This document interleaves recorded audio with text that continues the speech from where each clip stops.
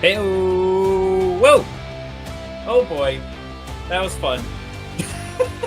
went a little overboard with the Bobby Ryan excitement.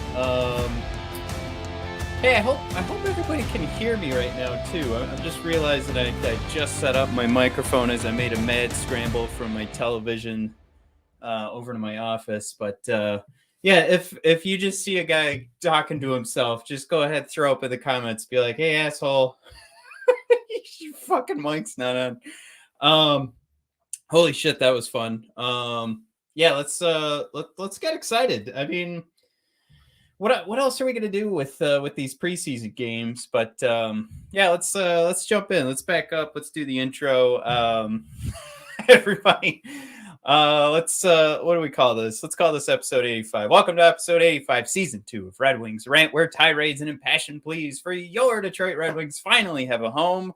So yeah, let's talk about this preseason game. I again, I'm gonna be a little too excited, right? I'm gonna be more excited than I definitely should be right now. So, I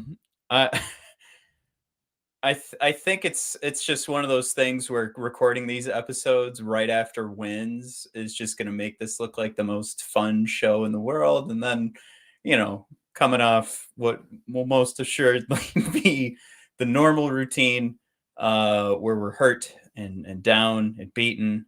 Those will be sad, depressing episodes. So why don't we enjoy this? Why don't we enjoy this right now while we've got it?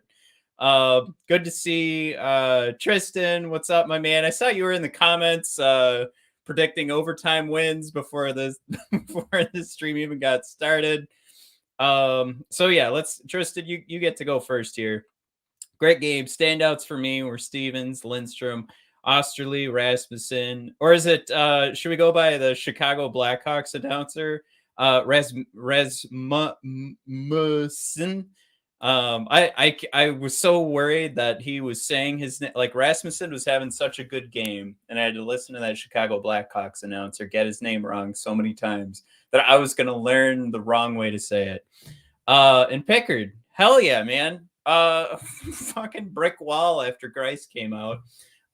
Pickard's gonna end this game. Let's do Pickard first, because we'll work our way to some of our I don't know, the standouts in a preseason game, right? Bobby Ryan, Adam Erne, those were fun numbers. But Pickard's actually going to end this game, and I could probably get the updated number here, but especially after that overtime, this goals saved above expected is probably going to sniff 2.00. And considering Grice came out of the game with like a negative, oh yeah, here it is. Final numbers coming from Evolving Hockey: 2.27 for Calvin Pickard. Goals saved above expected, and then Grice is going to end the game with negative 1.72. Lankinen negative 0.59. So I only bring those numbers up, and clearly we got to pull back when we're talking about goals saved above expected, because that's a season long number where you make the real difference. It's where you can really see goalies stand out. But that's just to show you, what we saw between the three goalies that played today. How much better Pickard was. And I mean, the easy number is no goals against, right? But that just goes to show you, like, I mean, Pickard's still playing. He's still playing behind the same defense, right? So I mean, I guess that's where that stat to me is a little bit more important, and how it stands out. But there were the mistakes by Alex Cotton that I'll talk about in a second here that seemed to get cleaned up. And on the side of things where we're talking about the officiating, I thought was terrible in this game. And Pickard was the one who had to hold the fort down after two terrible penalties, and we came out of it clean. So high marks for Pickard, but through the, I don't know what period and a half he got, but that overtime, holy shit balls, was that a performance? And I don't want to let the comments get away from me here, but I mean, Pickard isn't really going to be fighting for like one of the roles for the Red Wings, but I didn't come away from what we had seen through training camp and was like super excited for Pickard, but this is a performance where, I think we're all kind of penciling in a date or looking for a game or a weekend that's going to work. Like, let's go to Grand Rapids, get wasted at a couple of breweries and catch a Griffins game. Now you don't have to worry about which goalie's going to be starting after watching the Chicago Blackhawks game, because clearly Pickard came to play, and he'll be coming to play this year. But yeah, if I had to pick my MVPs or my 3 stars, I'm going my 3rd star is going to be Pickard. The 2nd star is Adam Erne. How fantastic is it to see Adam Erne, who I could call out a couple of names, but they called themselves out today on Twitter, so I'll let them just be. But people, and you know what, I did it too. I actually mentioned in my last recording, I said, the 5 questions we want answered. And we talked about Griffins stealing spots from Detroit Red Wings. And I put Adam fucking Erne on that list. And I feel like a fucking moron because he played great tonight. And clearly, like the competition level, we always have to take a step back. It lowers itself, even the motivation to, really kick it up a notch. Once you get in the regular season games, God forbid a playoff game, that's not there. It's not even sniffing it. But I always play that game. You could also play like dog shit. You could not have the 2 points that Adam Ernie's going to walk away with. So there it is right there. So he did perform well enough to get those 2 assists. And again, I'm putting him as my 2nd star and 1st star just for funsies. It has to be Bobby Ryan, I think, for everybody, because we're all watching this professional tryout. And you've all got your fingers crossed. I have my fingers crossed. I still keep coming back to Steve Yzerman's words about this upcoming season is about minutes for the kids. And I can't imagine that the very next transaction, after this game, it's different. But before this game, I just couldn't imagine that the next transaction or acquisition we were going to make would be Bobby Ryan. After Steve Yzerman said that. This is just showing me that Bobby wants it so bad. And when you do these professional tryouts, it doesn't necessarily mean you're landing with that team that's giving you that tryout. I just think after this, if you're worried about Bobby landing a job, he will. I think now it's just, are the Red Wings going to give a roster spot to Bobby when there's other guys that we could be giving a shot to? And I don't know if the game is always who plays the best in the preseason. Do they get the roster spot? Because we've seen it in the past not go that way for some of our prospects. So I think we all love Bobby Ryan. We know the hardships he's gone through. So there's nothing against Bobby Ryan. But I don't know why we would make sure that we definitely keep Bobby. So I would just say to everybody, I think we can all be happy in seeing Bobby have this success. I think he absolutely is going to land himself somewhere, because who doesn't want all that energy for a low price? But yeah, I think it's just one of those things where it's tough to fill or find a spot for Bobby and have that align with what Steve Yzerman said. I'll eat crow, but I don't know if I need, I'm just trying to say, here's the stuff we know. We know Bobby's age. We know what Steve Yzerman said. We know what Blashill said. So where does Bobby Ryan fit? That's kind of where my head's at right now. So I think he's going to play his nuts off. And I think it's because he knows he may have to be looking for another spot to play. Now, could always play the game here. Sign Bobby Ryan, plays his nuts off all year. Boom, got a nice piece of trade bait for everybody come the trade deadline. Of course, exactly what I thought we would be doing last year before the injury. But yeah, it's right now the ball appears to be in Bobby's court. So I think that's where all the happiness is going to be coming from for this conversation with Bobby Ryan, is that he continues to play like this. There's literally no shot that he won't have a job once the NHL season starts rolling. All right. So I think I just rattled off and missed 6 minutes of comments. So let me skip through these a little bit here. Tristan, just to throw in Bobby Ryan comment. He does throw out there, just gets gassed pretty easily. I just think the selection for Bobby Ryan for where he's positioning himself has been fantastic. I think where his eyes are going, I think his awareness on the ice was fantastic, especially there was one play Ryan was throwing it down to Mitchell Stevens at the corner of the net, and it just barely didn't get to Stevens' stick. I think it's just one of those things that he's not only aware of where everybody is on the ice. I think he's fully aware of who Bobby Ryan is, and I think he's using that to his advantage, and he can put himself in the spot where he doesn't absolutely need to be the fastest guy on the ice. And he maybe that means shorter shifts, and that hurts us. But I think Bobby's at this point in experience wise that he knows how to use Bobby Ryan to his advantage. Yeah, Michael Scripp. Game was televised. At least part of it was on the NHL Network. Yeah, that's something to talk about too. What a bummer that was, because you're just trying to find a stream that would work, and then you're 10 minutes behind everybody else tweeting. And at one point after watching the stream and seeing people post highlights that I wasn't going to see actually happen on my stream for another 5 or 10 minutes, I just said, fuck it. I'll go watch the rest of this later. Soap Dish 999. Soap Dish, we had our conversation on Facebook. See you, man. Pickard playing well is great for us. Having stability in net in Grand Rapids is huge for the young guys to develop in front of. That is a fantastic point. You know, it's funny. We talked about that, my brother and I. That was about a year and a half ago, trying to prep for the Red Wings season and trying to find, how do you find goaltending stability? And that's when there were so many questions about Bernier and Greiss at the time. But yeah, like for Grand Rapids, that's going to be huge if this all continues. I think absolutely we can look at this game and say we could feel a heck of a lot better than what we saw from Pickard and what was going on in the the red and white game. Jesus, can't think of the name of the easiest game that they have titled during the whole training camp. All right, Tristan coming back.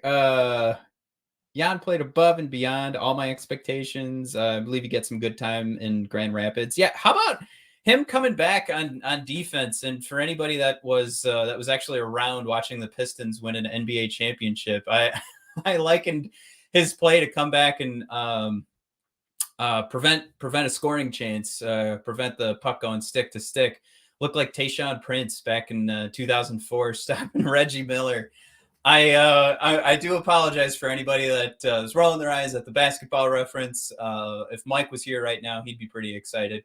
But that was a hell of a play. That's one of those plays where you can liken these preseason games to the same thing. Like if you're going into a job interview, right, you've got to do something that's memorable, because even if you have a great interview, even if you play a great game of hockey, I think you still have to have those moments where they can recall them, as I'm doing now, to make sure that it's not about them having notes on you where they can make a full assessment.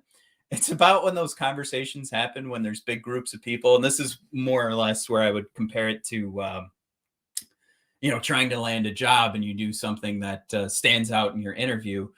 There's going to be powwows with a lot of people, and you want somebody to bring up your name. And that's the kind of play that gets your name brought up in those discussions. And I think that's great for whatever his opportunity is going to be going forward. And then certainly I think it bodes well for whatever's going to happen for him in Grand Rapids.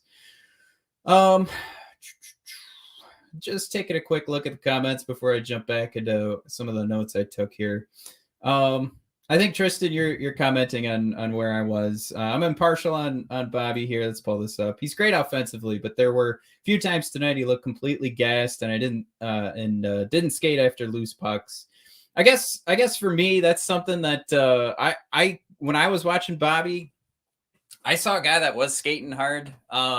Could just be I'm not playing the right game, and play the whole take your eye off the puck. But if that was the case, and Bobby truly was gassed at certain points, and this is a cat who still put in a pretty productive night scoring wise, I'd still look at that and say, wow, can that fit on my bottom six? And can I finagle his ice time to make this work? Absolutely. And I think I think that's the main landing point, right? Bobby Ryan has a great night. It's not we're not sitting here going, great, now we can fill out that first line. Who needs Jakub Vrana? We're just talking about Bobby Ryan landing his next job. And I think certainly there was nothing he did tonight, in my opinion, that would have the rest of the NHL going, no, I don't keep that $800,000 contract away from my books. I need I need something else over here. That's where I'll land on Bobby. Is he certainly did enough to continue the conversation of will he land his next job. Michael Script, thank you. All right, I don't feel too old. Somebody else. That was an epic block by Tayshaun. Certainly one of my, I don't know, probably one of the, can I say it? Can I be hyperbolic here? One of the greatest moments in Detroit sports history. I think especially captured in a single photo of just seeing Tayshaun fingertips on the ball for Reggie Miller. Oh yeah, soap dish. There we go. Any Detroit sports fan would appreciate that Tayshaun block. Thank you. All right, I feel better now. All right, so who else did we not talk about here? I think I'm gonna feel a little bad about this, but shoot, we got to talk about Alex Cotton here. I have a couple of things going, and this is going to be, man, this is not going to be fun for Alex if he sees this, only because I mean he really did put himself out of position too many times, and gosh, this is going to take me a second here to pull up, but. For anybody who's not watching on YouTube and you're listening to the podcast later, basically what we're going to be going over, and this is why I encourage you to come on over to the YouTube channel, just a couple photos that just illustrate, I guess, is a good way to put it, even though this, I guess, an illustration would suggest a drawing. We're going to talk about how Alex Cotton was getting himself out of position and just looked really bad in the first couple of periods, I would say. And then he did redeem himself, so I'll throw that out there. But let me see if I have these organized properly. And apologize here. Oh boy, this is gonna get ugly. All right, so we've got the Kubalik goal here. The main problem I think starts here where Cotton, as you can see, kind of in the middle of your screen if you're watching on YouTube again. He's already put himself out of position. So this is where we're still a couple of beats away from this shot even getting on net. But once the puck does get over to Kubalik, like think about where Cotton was a second ago and how much space Kubalik has now. And this is something for us. Like I think now we know like how far away Cotton really is from getting a spot. And it's not, again, I'll say he did pretty well in the third period on the power play. I was pretty impressed with how well he was moving the puck and just moving his legs and skates. But defensively, nothing I was too impressed by.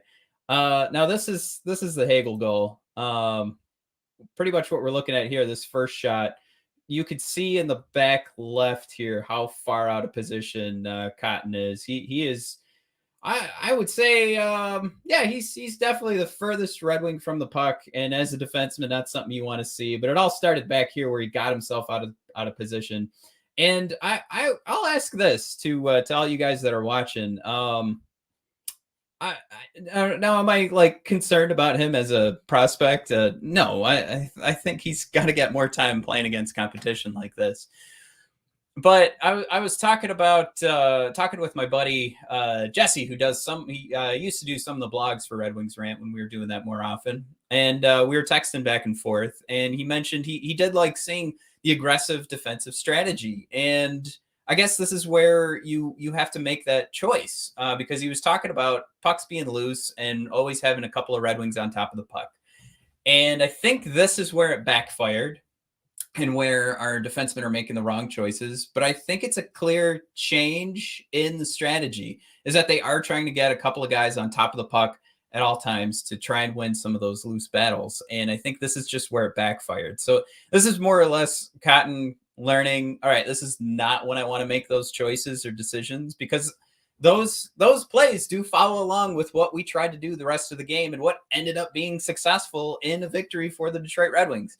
Little ditty there that I had to give the nod to Jesse there because he was the one that was bringing it up to me. And then when I was looking back at those photos of Cotton being out of position, I was thinking, holy shit, that's just going in the same direction. It just failed. We just chose the wrong moment to double the puck carrier or go after the puck. And you fault the player for not making the right choice on when to do it, but I'm not sure that I'm quite there to fault the strategy because I mean we're here talking about a win. So just another little ditty to kind of think about it as we roll along here. I see some Hirose mentions. Soap Dish. Hirose is another guy. Key to developing young guys in Grand Rapids. He knows how to play with skilled players. He can help a guy like Raymond a ton too. Silver 3344 Rose will be a player that gets lost in transition for the team rebuild. He's already 25, so chances are he won't realistically see much of him in Detroit. For both of those comments, I completely agree. And in the last couple of episodes, actually was touching on Hirose, and it does feel like time has passed. And at this point, yeah, I mean, he might be fighting to lock up a spot in Grand Rapids, and his deal with himself now is what can I do to help this organization develop players going forward? Because he's a cat that would have had to really stand out on special teams because that's a spot for any of these guys that would be sniffing for like a bottom six role. They've got to stand out either on the penalty kill or on the power play. And I don't just mean are they competent enough to be on the ice? I mean, they've got to stand out in the preseason, and Hirose's got to go above and beyond because we've already tried it a couple of seasons. So I would say that's more of like the philosophical side of things instead of just looking at the player and his skill ability, because we've seen the skill work himself into position. We've seen the skill work out to put Hirose, and last season when we were measuring his statistics, he was still in the top half of the team for expected goals, but eventually it just completely fell off. And we're not sure if that was just confidence dropping, but he started off hot. And when the finish isn't there, when you're talking about getting those scoring chances and the finish isn't there, I mean, we don't know exactly what's going on in the players' heads, but again, I think we saw him drop down. He was one of the worst players by the end of the season in expected goals for percentage, which of course is measuring the expected goals for and expected goals against, and giving us a percentage. Anything above 50 would mean he's doing more for, less against. But of course, if he's in the bottom of the franchise's statistical listings, he's not doing great. So. That's where I'm going to land on Hirose, because we also talked about him in the last live episode. And I again, there's a lot he would have to do right now to kind of prove, I think, to this team that he deserves another shot. Because when I'm putting together my roster, it's tough, man. I really wanted to see Chase Pearson get a shot at the fourth line, but holy fuck, did Mitchell Stevens play nonstop today?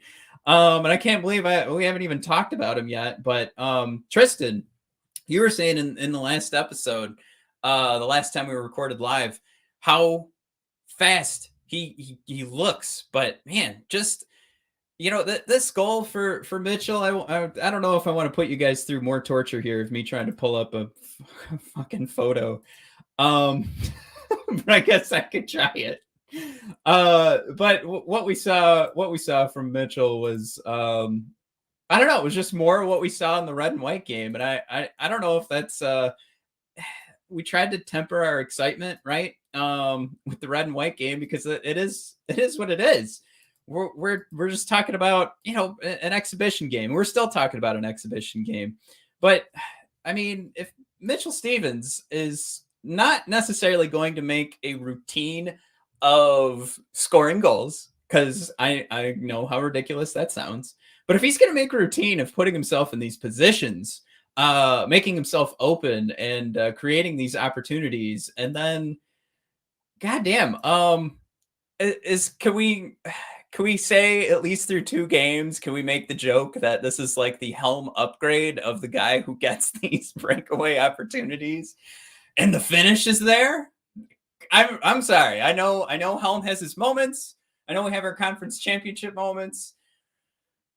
But let's have fun, right? Stevens finishes these goals, and that's the kind of thing that we've been missing out on. But yeah, this was something for me. Of course we loved the shootout goal from Bobby Ryan, but this was my favorite play of the game. High marks to Stevens, and man, I think what for most of the game it was we're talking about Hirose, Bobby Ryan, and Stevens, and we've already mentioned a couple of times that Stevens and Bobby Ryan were like this close to netting another one. And again, I'm going to say that's all about the veteran side of things and the communication and the awareness that Bobby had.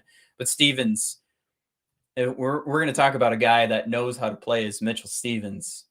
That's this guy, right? The guy who plays to his own strengths. And this is a guy who did it, and it just seemed to work out for him tonight, and it just seemed to work out for him in the red and white game. How many more times are we going to say it just seems to be working out for Mitchell Stevens before we just go, all right, lock him up, third or fourth line, I don't give a shit, just make sure he's on the ice. We'll be at that point soon enough, right? All right. Tristan's right there. Stevens is now one of my favorite wings. Grew up in my home, away from home. Peterborough. Oh boy. All right. Yep. Tristan, hook, line, and sinker. We're gonna be seeing the Mitchell Stevens jersey on Tristan any day now. Let me back up here because I think there's Jan conversation. I would argue Jan was noticeable too. Seems like Stevie is building off his previous picks. They didn't get their due chance in Tampa, and yeah, got to throw out there. Tristan did say that earlier, so I'll help you out there, Tristan. But yeah, basically, Silver 3344 was where I was going with the Tayshaun Prince conversation. Was Jan making that amazing stretch to block the pass, and that's where you can have a good game, and like I said, you measure that. You have a complete analysis of these guys by the end of the preseason to figure out where they're going to land. For for the sake of Jan, what is he going to be doing for Grand Rapids? But you make those plays, I think, to stand out. So when those guys are mucking it up, and when I say those guys, I mean front office boys, when they're talking as a group, you've got to have something you've done in these games to make sure your name does come up in a positive way. And I think that's the kind of thing that is going to ensure Jan stays on everybody's mind, especially this is the first preseason game. What's he going to do in the next one to make sure he's still standing out? And I think that's huge. And the game I will never stop playing. And for anybody who listens to every episode, you're rolling your eyes right now. But you always got to think, for anybody that could overblow one play or one situation, just think on the opposite side of things, how that feels to go the other way, or what we're thinking for the guy who can't keep up, what we're thinking for the guy. For Alex Cotton, geez, for Shine, I think was his stats look awful. I think Shine's going to go down as the worst performance today through advanced analytics. He had a couple of moments where I noticed he was out there, but most of the time I would say it wasn't my cup of tea. And let me pull this up here. This is me rolling through Evolving Hockey as I'm speaking, so just forgive me here. Brought up the expected goals for percentage earlier in the show. Hate seeing this. Worst on the team, Kirill. Second worst, Dominic Shine. So there you go. I mean, you just kind of roll through Giovanni Smith, Carter Rowney. The only thing is too, Jan had that great play. He's also at the bottom of this list too. So this means that they did get severely outchanced with how low the expected goals for percentage is. So that's not anything that's boding well for these guys and what's next for them. But this is something too where I'm looking at these numbers now, and it all depends on when they actually hit the ice, who are they playing against, and that is figured into the expected goals for percentage, like the quality. But you we could still be looking at too many instances where things are starting against them. I guess if I want to put it as them starting in the defensive zone, of course you're gonna have more chances against you. Something I haven't looked at yet, but just bare bones taking a look at those numbers. Um, not anything, not anything I'm going to be too excited about. But like I mentioned, you have those front office conversations. What's going to be mentioned first? Expected goals for percentage, or my man laying out? Tell me on the ice, knocking the puck away. We all know the answer, right? Um, let me just take a quick peek here. Soap dish going in on Shine. Good grinder for Grand Rapids. But he was in above his head. Look at that. Soap dish, you and I.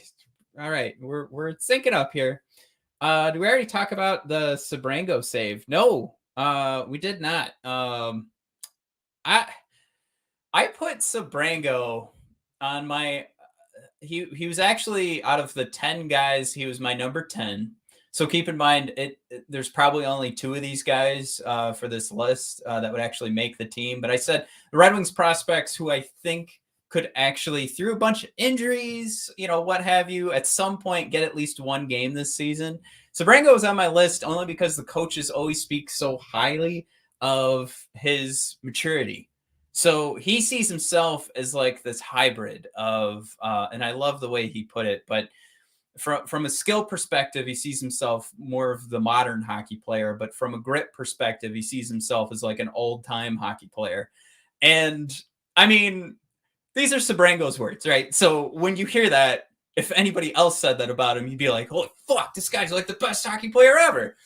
Um, he's like Probert and McDavid. But anyway, I guess that doesn't make sense because we're talking about a defenseman. But you know what I'm doing. But Sabrango for me is somebody I'm excited about because the coaches are always talking about his maturity, that he goes out of his way to go figure out what did I do wrong. So I think for Sabrango to have a pretty good start to all of this, it's only going to get better because I think he's going to be the first guy to go up to Blashill and try and figure out like what are the next moves here. And by the sound of it, and the way that he comes at these with probably a level of maturity that I've never come to with any of my former jobs. I stand in front of you today with a webcam and on YouTube, so clearly it hasn't worked out my attitude. But for Sabrango, it'll work out. I think he could have those opportunities to, when those coaches are looking for somebody to fill in for a game. I think mostly they want to make sure guys aren't just going to go up to the NHL and get absolutely lunched. But I think there's also a level of, who's the guy that's earned this based on, let's jump out of hockey for a second. And I know this kind of sounds like we're giving trophies to everybody kind of mentality, but if Sabrango has a level of skill that's noticeable and he's every coach's favorite player, come on.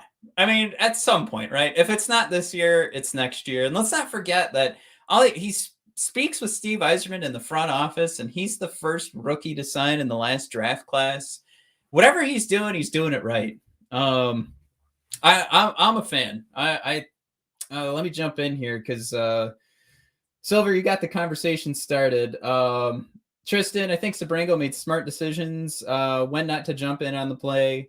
Played solid. And let's not forget, Sabrango is cleaning up a lot of Alex Cotton's messes. I don't want to rag on Cotton too long, but I really do think this was a game where I don't know if we're going to see Cotton again because those first two periods were so bad, to be completely honest. It's preseason. This is what you do. You want to see if they can improve game to game, but that was a really bad game. But Sabrango, if anything, I'd like to see him play with somebody else, which would be the reason why God,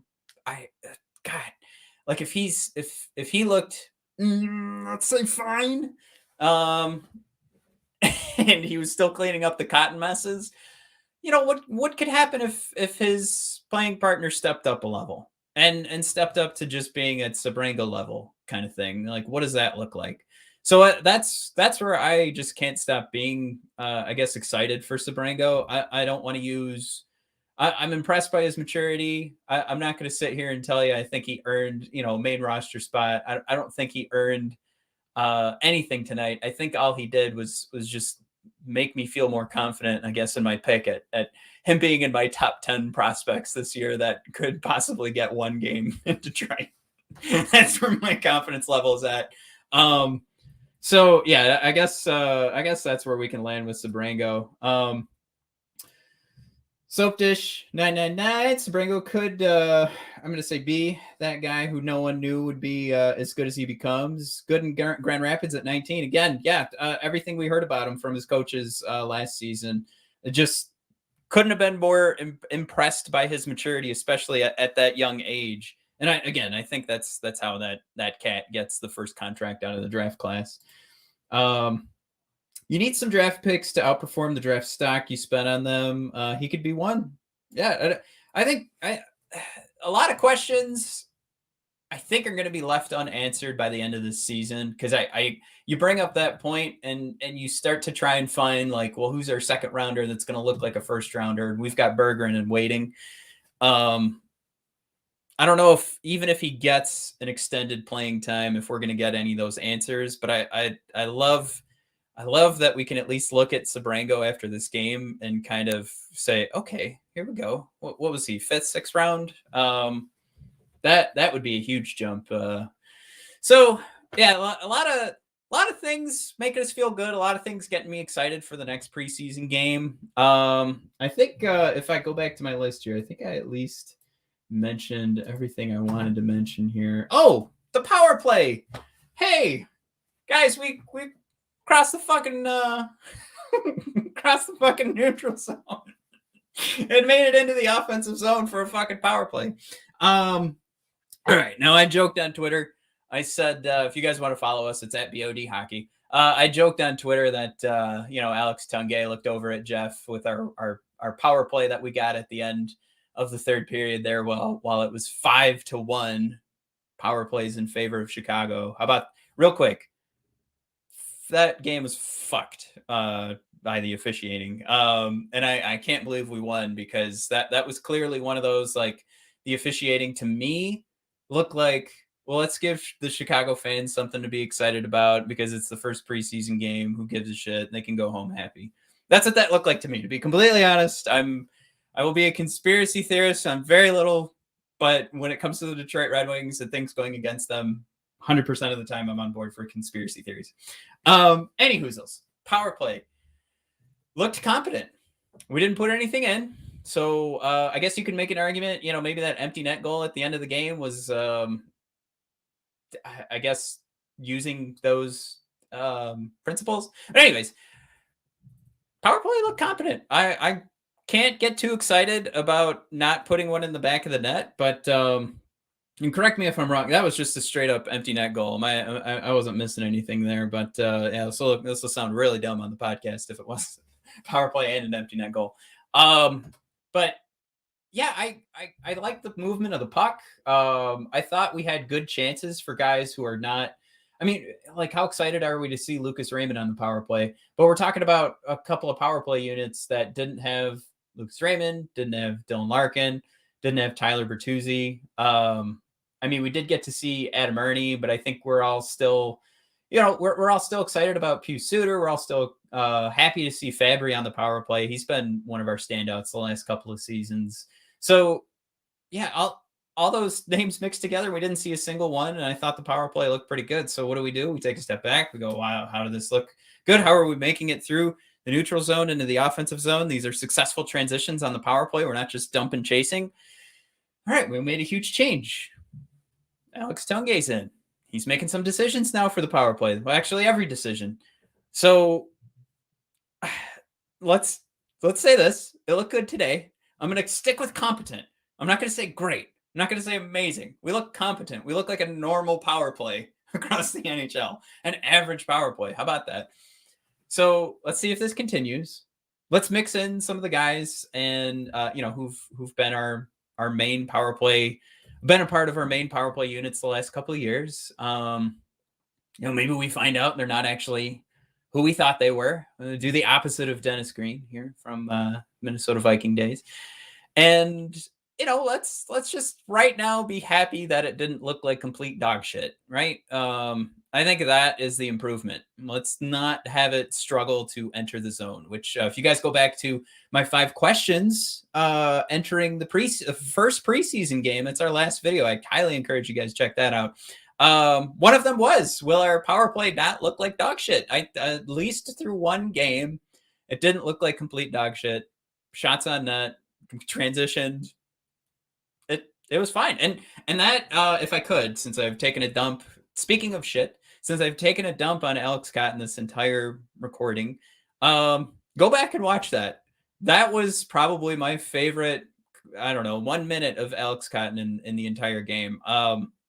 Could highlight maybe where his skills are, could highlight that he knew he had such a bad couple of periods that he needed to step his game up, which is still a good thing. That's a positive that he charged himself up and was ready to go. But watch him move the puck around on the point, get some opportunities set up, and fired away himself. Cotton was aggressive on the power play there, and I liked it. I thought it looked really good. And 2 ways to be excited about that. Again, the power play was set up to find a couple of extra opportunities led by Cotton. The other reason to be excited, Cotton played like shit, and he didn't redeem himself, but he played a little bit better. So high marks there on the power play. All right.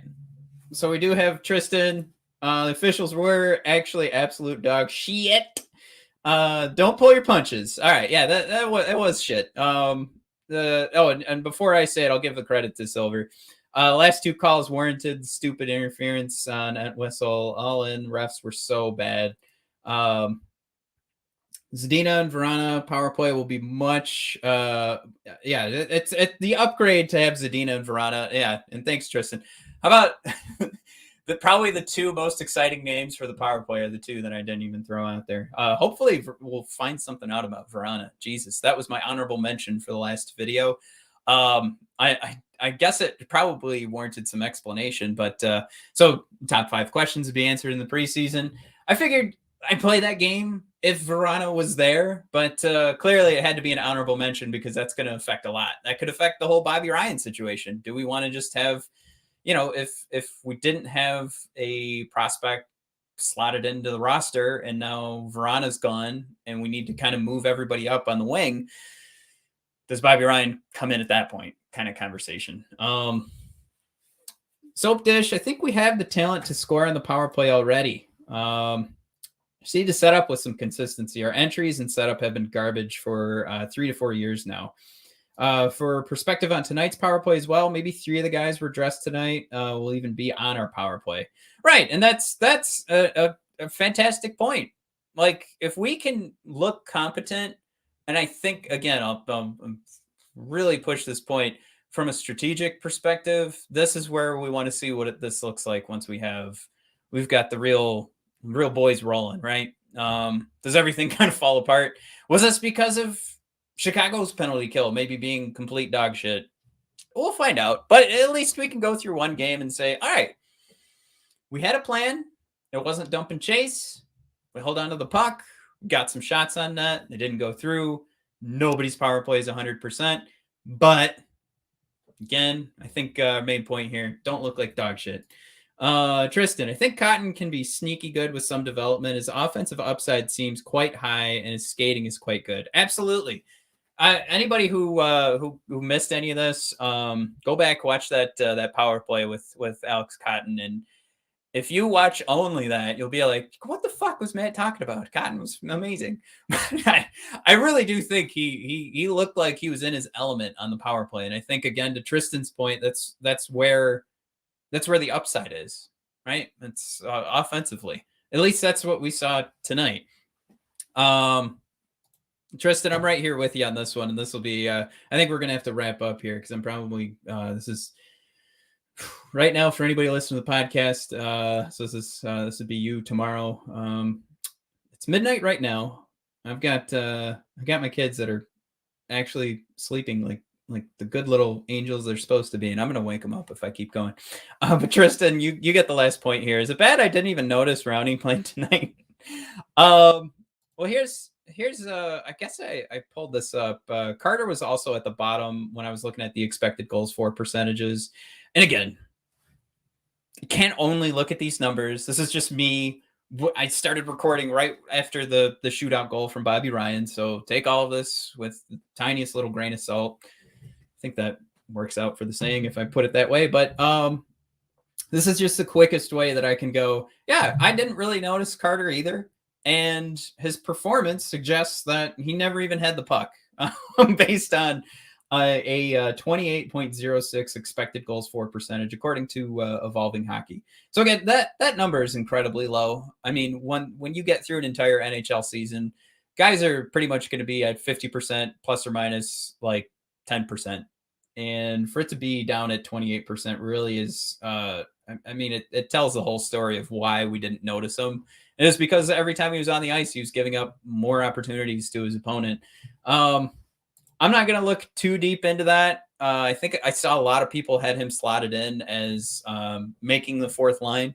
I wouldn't say after this performance that's right or wrong, but it definitely doesn't get me excited for that prospect, I guess.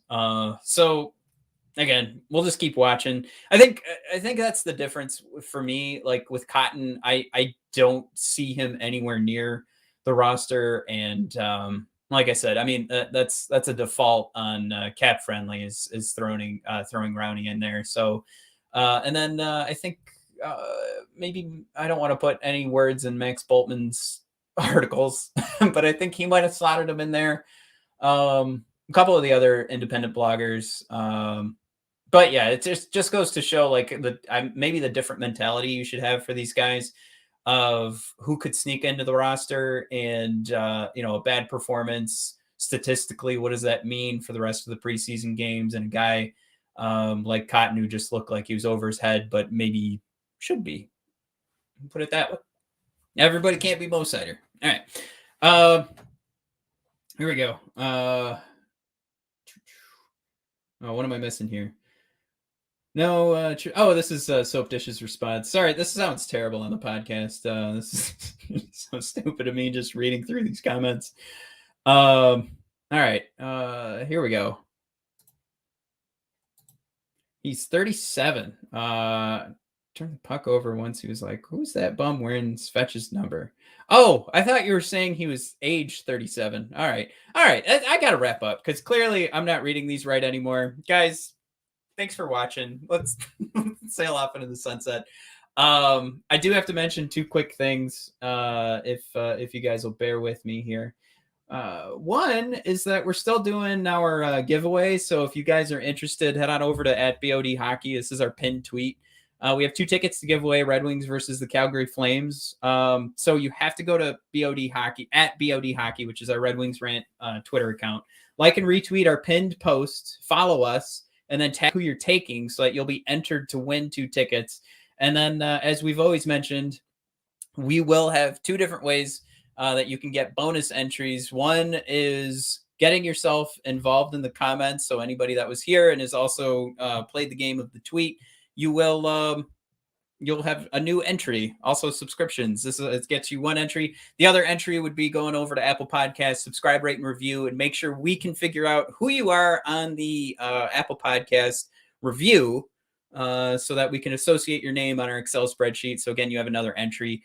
And I did get the confirmation from Max Boltman. He'll be on next week's episode. That'll be going live on October 6th. Or I'm sorry, the podcast will be available on October 6th, October 7th. Jesus. And then Max and I will be recording on, well, it doesn't matter when we're recording, but you guys will be able to watch it on the live feed going on October 6th. So that'll be YouTube, Facebook, Twitch. So that's where you can watch that. So it'll be a live outgoing video, but it'll already be previously recorded, but I'll be there to intro. It's complicated, but yeah, Max Boltman next week. And that'll be the episode that we announce the winners. So yeah, you guys want to come back next week. Fun conversation with Max. I'm assuming it hasn't happened yet, but I like my boys at The Athletic. And then yeah, stick around to see who wins a couple of tickets. So quick shout out, Tristan, Soapdish, Silver. Thank you guys for coming along. This was fun. We need to do more of these post games because they are an absolute blast. And I gotta go back to, oh my god, I gotta change my overlay here. There I am. All right. Thanks everybody for tuning in. Remember, we're sponsored by DraftKings. Use promo code THPN. Get yourself some extras once you do finally log in to DraftKings and get your account set up. Yeah, that's that. Go Wings! Thanks for tuning in, everybody, and check out top 5 questions. It'll be the other video, the top video on our channel right now. Top 5 questions we want answered this preseason. And if you could right now, if you're watching this, just hit that subscribe button for the channel. You won't miss a thing. You have some fun. You can chat along with Tristan, everybody that's coming along for the ride. Really appreciate it. And more giveaways to come as well. Especially, I got to do one for just the YouTube visitors here because I kind of feel left out for anybody that doesn't have a Twitter account. But that'll be coming up right after we do that. So you want to subscribe so you don't miss that. All right, everybody. Thanks for tuning in. Have a good one.